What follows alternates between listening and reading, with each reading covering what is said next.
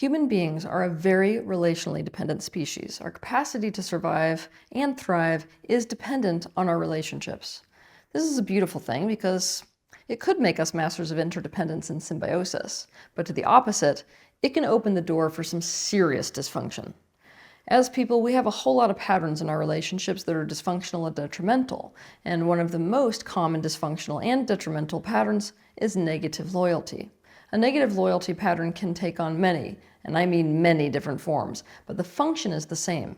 It's a belief and/or behavior that keeps you aligned with, in confluence with, experiencing closeness with, and allied to another person, most especially our early caregivers, such as our parents, but that is detrimental to your well-being and best interests. I have never met a single person that doesn't have at least one negative loyalty pattern. For this reason, in today's episode, we're going to take a deep dive into negative loyalty patterns. But to do this, we're going to meet three people.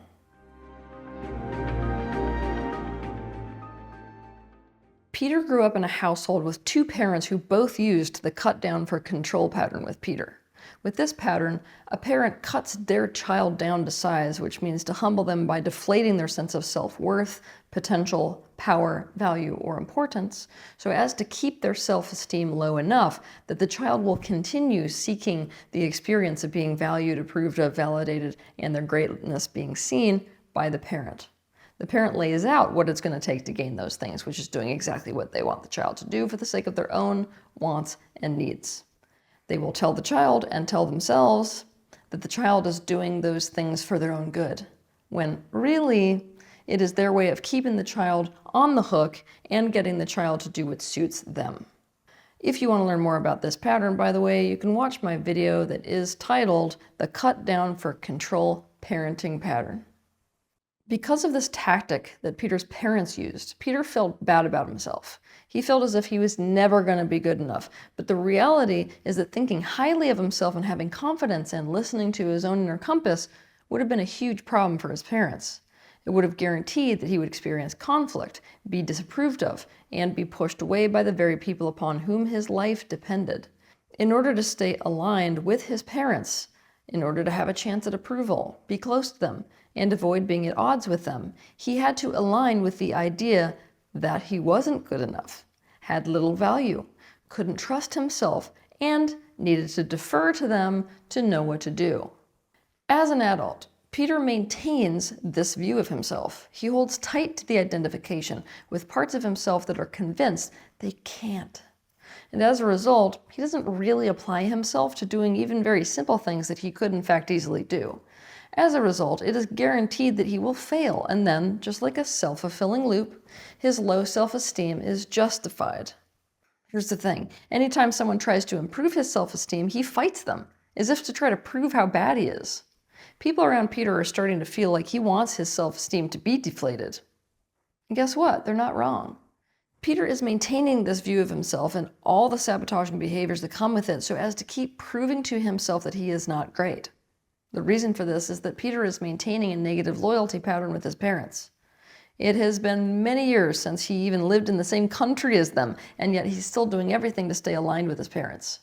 By maintaining this negative self-image and also the behaviors that reinforce it, he's able to stay close to them. He's keeping himself safe because he learned that to think differently than this about himself was to invite painful experiences from the people around him.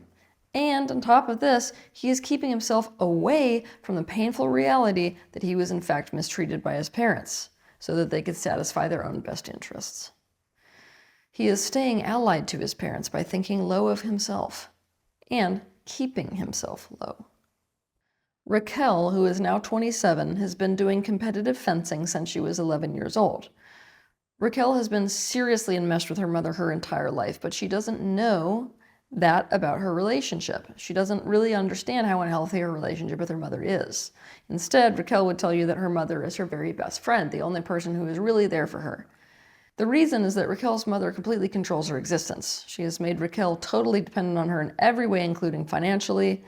Sure, they have this very special relationship. That's, after all, the payoff for enmeshment. But Raquel's mother triangulates her against any other person who comes into her life, isolating her in very cunning ways. She plays the victim to Raquel. so as to ensure that guilt is going to make her cater to her needs, even going so far as to cry about needing Raquel to do things with her all the time rather than anyone else, because her focus on Raquel and her sports growing up is, after all, what made her lose her husband, Raquel's father. She decides everything for Raquel, including her preferences, to the point where Raquel is unsure who the hell she is and what she likes and what she doesn't like. Her mother hired a new coach because the last three were not getting Raquel any results.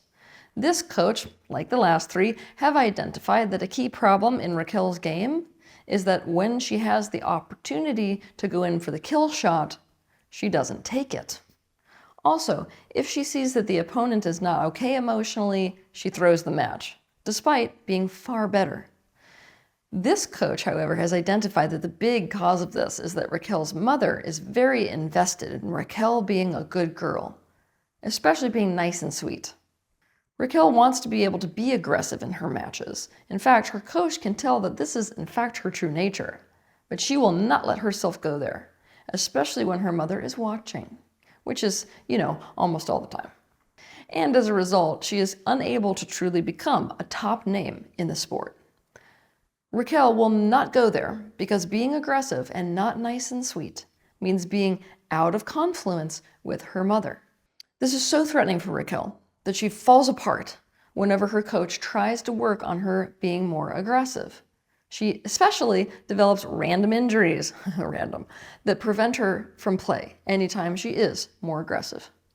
Raquel keeps herself nice and sweet and meek to be in a state of allegiance with her mother, and she defends her mother, keeping herself stuck in an unhealthy dynamic rather than taking a real look at any dysfunction that may be present in that relationship.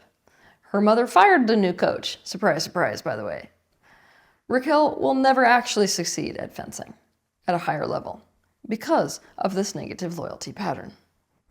Jabari comes from the ghetto.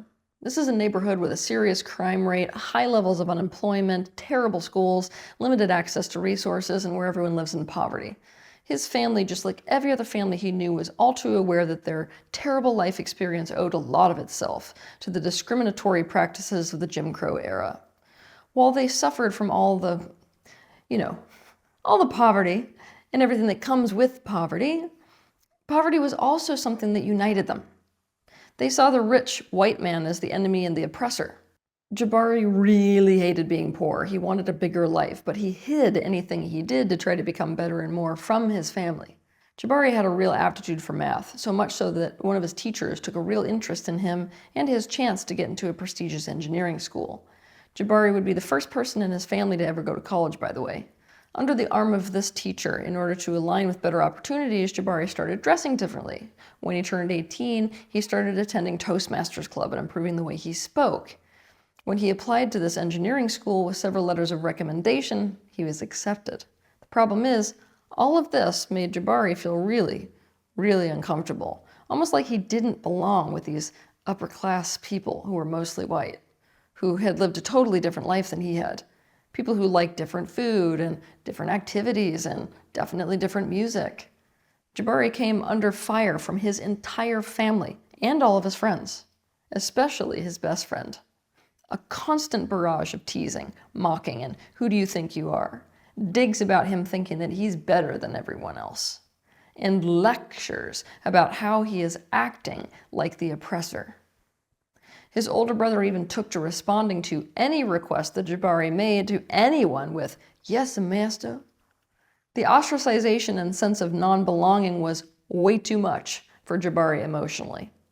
He passed the deadline for responding to his college acceptance letter. When he was confronted by his teacher about why he was throwing his entire future away, he angrily defended, "That's not me, that's just who you want me to be." He started dressing like he used to dress again.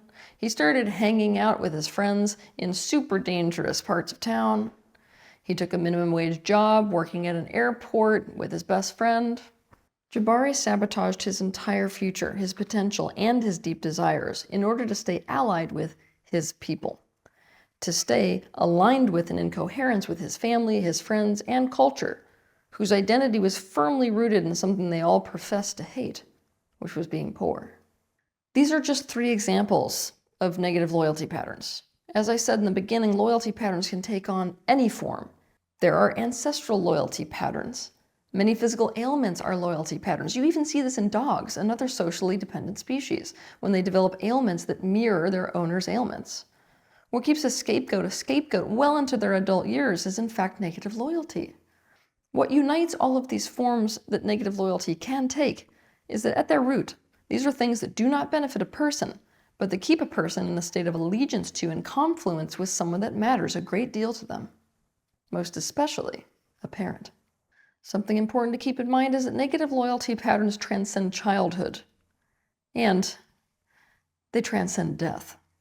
A person often maintains a negative loyalty pattern to someone else far after that person is already dead. To identify negative loyalty patterns, it's smart that when you identify any detrimental pattern whatsoever within yourself, you ask yourself, if this belief or behavior were keeping me aligned with, in agreement with, close to, safe with, out of conflict with, or loyal to someone, who would it be keeping me aligned to, close to, safe with, loyal to, or out of conflict with? And then, how would this belief or behavior work to keep me aligned with, in agreement with, close to, safe with, out of conflict with, or loyal to this person? For example, if you have a pattern of letting go of your needs and wants in a relationship, you may realize that this keeps you feeling close to and out of conflict with your partner. You may then realize that letting go of your wants and needs enables you to conform to your partner and make them want to stay with you because your life will revolve entirely around their wants and needs. And that this prevents you from ever risking getting into a conflict and therefore ever risking being rejected. So ultimately, it's a way of preventing the loss of the relationship for you. You may also realize that you learned to do this initially with your mother. Why? Because there were big consequences for having wants and needs in that relationship.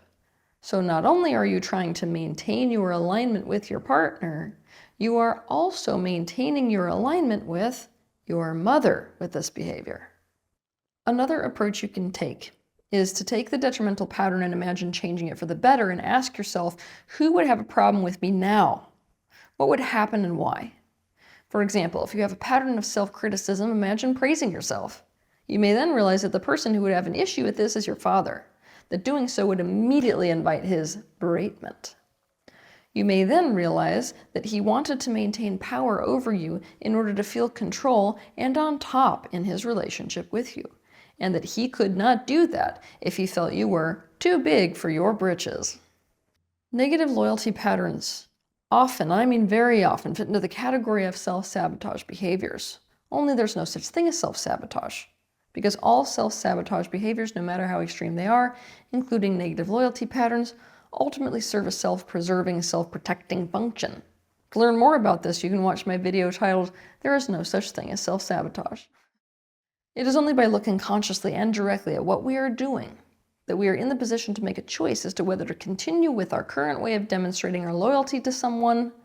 In other words, when we look directly at the fact that we are maintaining a detrimental belief or continuing a detrimental behavior so that we can stay in allegiance and confluence with a specific person or group of people, and when we see that doing so keeps us from seeing more of the reality of them and more of the reality of our relationship with them, it's only then that we can make a truly conscious choice about whether to choose to maintain this way of being loyal to them, no matter the consequences of doing so, or whether we are going to choose to adopt a new belief and a new behavior, despite, yet again, the consequences we may face by doing so. With this in mind, it may help you to watch my video titled, "Why You Should Consciously Choose Consequences."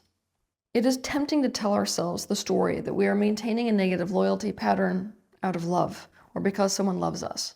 But it is not love to want someone to do something detrimental to themselves so that we can feel loved, nor is it love to maintain our own, as well as another person's, dysfunction, so as to prove our loyalty to them. For this very reason, with any negative loyalty pattern, you can also ask yourself, how is this not actually serving them in their highest and best interests? Negative loyalty patterns prevent our progress as individuals. They prevent our progress as a society, and they prevent our progress as a species. So, be part of the change today by identifying your negative loyalty patterns, and choose another way to show your loyalty to those you love and to those who love you, and/or those that you wished loved you. Have a good week.